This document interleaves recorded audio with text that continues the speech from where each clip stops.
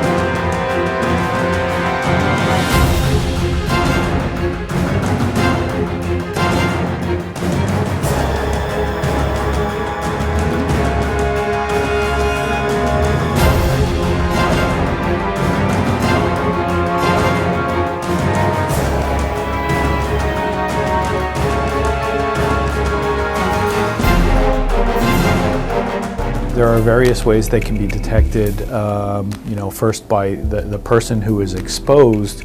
The first line are usually what we call the warning properties of the agent. Can they smell it? Can they feel it on their skin? Some agents have better warning properties than others, but that's probably the least reliable way of detecting a chemical agent. We also have some pretty advanced equipment for detecting chemical agents. For example, here that we keep here in the Poison Center, it looks like a big radar gun, and you point it at the patient and wave it over them, and it will detect vesicants, nerve agents, arsenic, radiation exposure. Usually somebody who is trained in the recognition of chemical emergencies can listen to what the symptoms are as described by people in the field and piece together what agent might have been used. These are the instruments I use during a weapons of mass destruction team response. Basically, we have here an APD 2000, which becomes basically our nose. There is a filter that is placed here on the front end of the gun, which takes in air from the atmosphere and analyzes it and gives me a proper reading in the back screen and lets me know what type of possible agents are in the atmosphere that I am in contact with. This is one of the most precise equipments we can have on our bodies that basically let us know how we need to respond to an incident. My suit is also composed of a hood, which helps me to not be in direct contact with the environment and keeps me having a fresh source of air. I have a respirator which is also localized on my vest, which contains 3 types of filters. Once again, these filters are very important because they're the ones that are basically helping the particles or molecules of whatever substance I'm being exposed to the environment to be filtered out, and that way my air is fresh and clean and is not contaminated. I also have sensors on my suit that allow me to know what else is in the atmosphere, whether it's a chlorine, if it's another type of substance that has a different type of pH which might cause skin irritation or blistering, fluoride, any nerve agents, cyanide, arsenic, etc.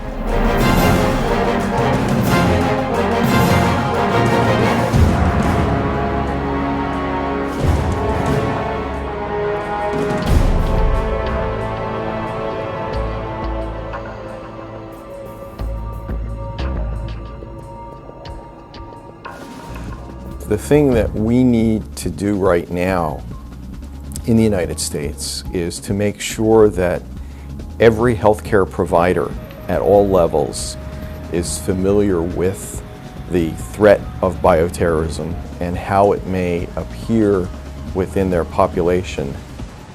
If we have cases that are being reported to the Poison Center from all over the state, as a central agency, we're able to piece together what's going on. In other words, if one hospital sees one case, they might not think very much of the symptoms that a patient has, but if we are getting those same symptoms reported to us from a number of different hospitals, then that clues us off that there is some type of syndrome that's going on throughout the county or even throughout the state.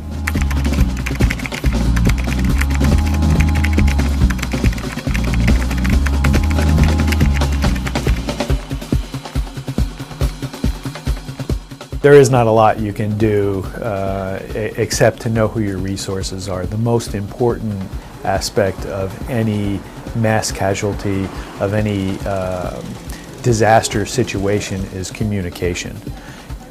Knowing where to get information from, knowing where to find the facts, and knowing what your resources are. So I would advise everybody at least from this standpoint, to know, have our number, call the Poison Center, get your plan in advance in the sense that you're going to know what number to call in advance.